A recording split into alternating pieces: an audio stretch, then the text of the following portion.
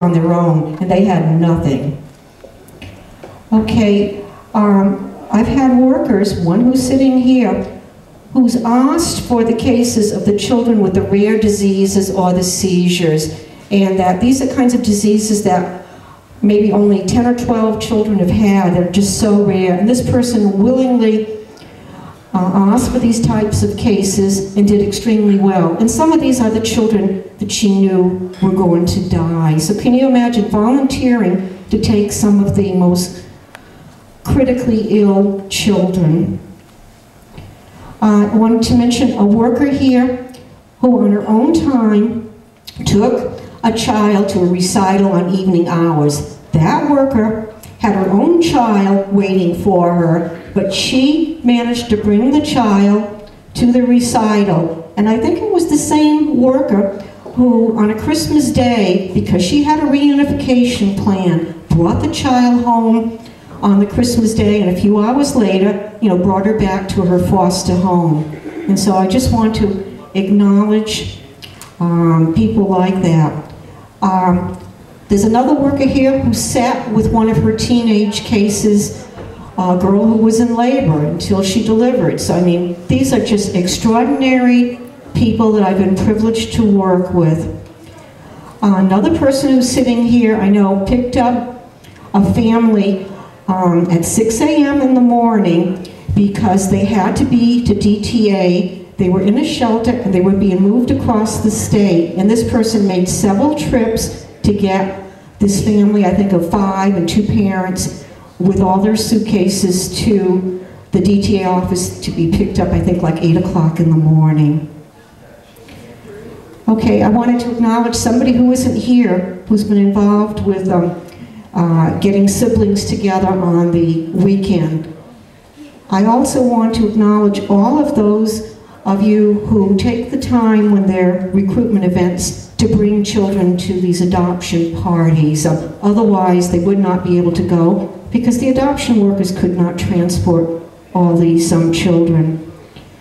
There's somebody here also who paid for a restaurant gathering for her adolescent clients when they got married. And this is a true story.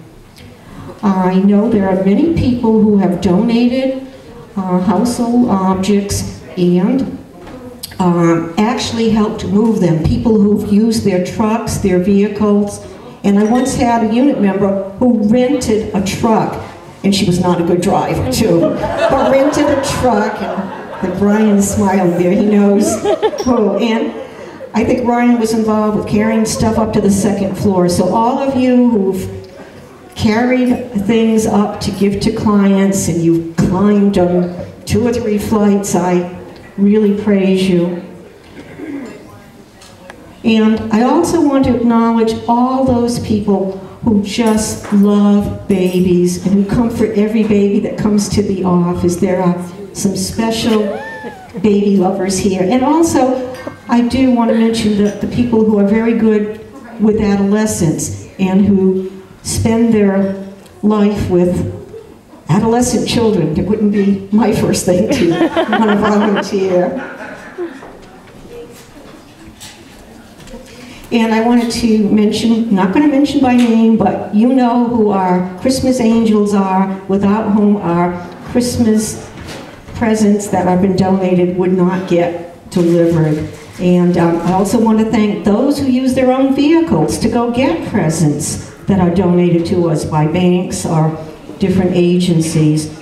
And I also want to acknowledge those of you who in an emergency have volunteered your own vehicle to help a co-worker. And I know that, I said I wouldn't mention names, but there's one director who has even volunteered the use of her car when it's been necessary to transport a child or to get somewhere. So I did not want to mention names because there's far more of these kinds of events that have occurred, and I didn't want to leave out, by mentioning some, I know I would be leaving out, some, of the others. Okay, I wanted to mention my role as one of the office mothers or parents. You all know I had the Band-Aids, the Excedrin, the Aleve. the sanitary products, all kinds of, items. And at this point, I know that Barbara Lucia, among her many functions, has taken over that role. And April and I are preparing a big plastic box with some more first aid supplies. There'll be another excuse for me to get back to the office. Okay, so at this point, I wanted to mention a few words about frugality, which is important right now with the way the economy is. You all know I mentioned about paper. Don't print something if you're not going to pick it up at the printer. It's a waste of paper. And I see that happening all the time. And the other thing I wanted to mention is, please respect Mother Earth. Don't throw your soda cans into the trash or your water bottles. I mean, take your water bottles home and recycle them at home. And at least rinse out your soda cans and put them in the barrel in the kitchen. And a little exercise. Walk to the kitchen will do you good.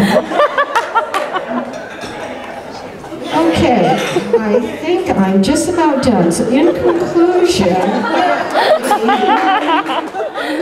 what I want to mention is respect the families that you're involved with. Respect each other.